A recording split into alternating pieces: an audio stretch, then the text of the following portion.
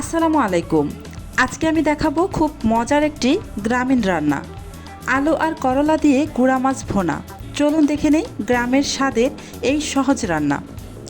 এখানে আমি মিডিয়াম সাইজের 2টি আলু খোসা ছাড়িয়ে চিকন চিকন লম্বা লম্বিভাবে কেটে নিয়েছি। আর এদিকে করলাও আমি সেমভাবে চিকন চিকন লম্বা লম্বিভাবে কেটে নিয়েছি। আমি যতটুকু আলু নিয়েছি তার অর্ধেক পরিমাণ করলা নিয়েছি। একটি পাকা টমেটো আর হাফ কাপ পরিমাণ পেঁয়াজ কুচি নিয়ে নিয়েছি। আর এদিকে আমি কিছু গুঁড়া মাছ ভালোভাবে কেটে ধুয়ে পরিষ্কার করে তারপর সামান্য একটু লবণ, হলুদের গুঁড়া আর মরিচের গুঁড়া মাখিয়ে রেখেছি।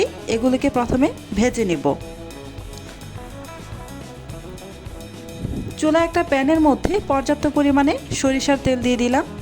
আমি সরিষার তেল দিয়ে রান্নাটা করব, আপনারা চাইলে এখানে সাদা তেল ব্যবহার করতে পারবেন। সরিষার তেল দেওয়ার পর খুব ভালোভাবে আমি গরম করে নিয়েছি। এবার এখানে দিয়ে দিব মশলা মাখিয়ে রাখা মাছগুলো দিয়ে একটু ছড়িয়ে দিচ্ছি। মাছগুলোকে আমি ভালোভাবে ভেজে নেব। মাছগুলো ভালোভাবে ভেজে নিয়েছি। এবার আমি এই মাছগুলোকে একটি প্লেটের মধ্যে উঠিয়ে একটা সাইডে রেখে দেব। আর এই সেম তেলের মধ্যেই দিয়ে দিব একটি ছোট সাইজের রসুন কুচি করে নিয়েছি, সেটা দিয়ে দিলাম। দিয়ে কিছুক্ষণ নাড়াচাড়া করে ভেজে নেব।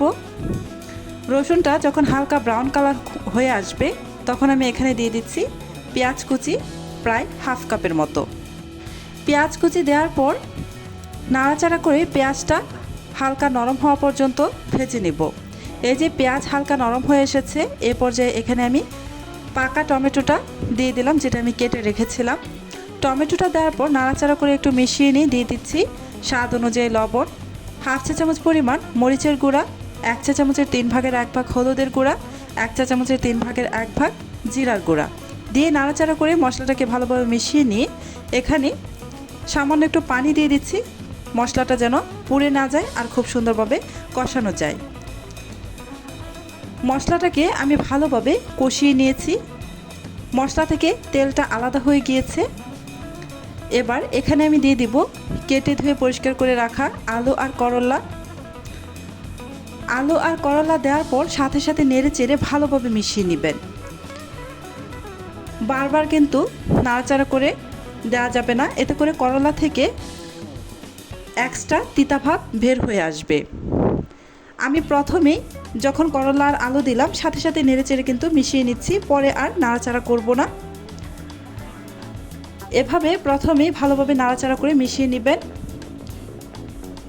এবার উপর থেকে আমি দিয়ে দিচ্ছি ভেজে রাখা মাছগুলো দিয়ে একটু উপরে ছড়িয়ে দিচ্ছি।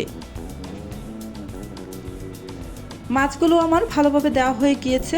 এবার আমি এখানে পানি দিয়ে দিব, প্রায় হাফ কাপের থেকে একটু বেশি হবে। এমন পর্যায়ে পানিটা দিতে হবে যেন আলু আর করলাটা ভালোভাবে সিদ্ধ হয়ে যায় আর পানিটাও একদম শুকিয়ে যায়। আমি প্রায় হাফ কাপের থেকে একটু বেশি পরিমাণে হবে পানিটা দিয়ে ঢাকনা দিয়ে ঢেকে বেশ কিছুক্ষণ রান্না করে নিলাম। এই তো বেশ কিছুক্ষণ পর ঢাকনাটা খুলে এই যে দেখতেই পাচ্ছেন পানিটা একদমই শুকিয়ে গিয়েছে। এবার আমি একটু চেক করে নিব আলু আর করলা ভালোভাবে সিদ্ধ হয়েছে কিনা। এই যে আলুটাও বেশ ভালোভাবে সিদ্ধ হয়েছে। এবার করলাটা চেক করে নেই। করলাটাও ভালোভাবে সিদ্ধ হয়ে গেছে আর লবণটাও আমি চেক করে নিয়েছি, একদম ঠিকঠাক আছে। এভাবেই তৈরি হয়ে গেল আমাদের আজকের গ্রামীণ রান্না আলু করলা দিয়ে গুঁড়া মাছ। ভিডিওটি ভালো লাগলে লাইক দিন, কমেন্ট করে মতামত জানাবেন আর এমন গ্রামীণ রান্না দেখতে চ্যানেলটি সাবস্ক্রাইব করুন। আজকের মতো এখানে বিদায় নিচ্ছি। আল্লাহ হাফেজ।